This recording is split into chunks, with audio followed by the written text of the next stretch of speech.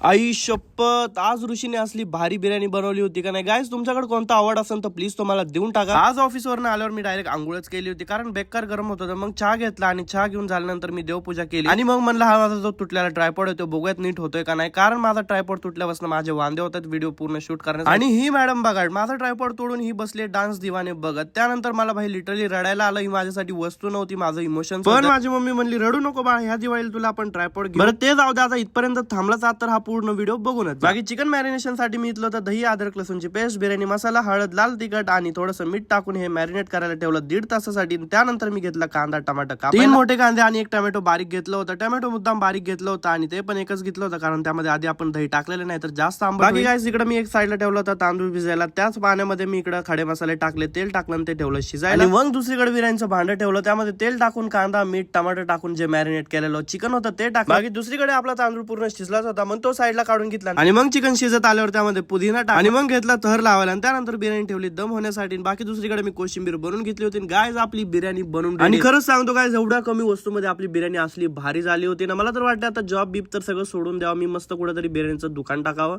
I mean दुकान म्हणतोय, sorry hotel. Okay bye bye.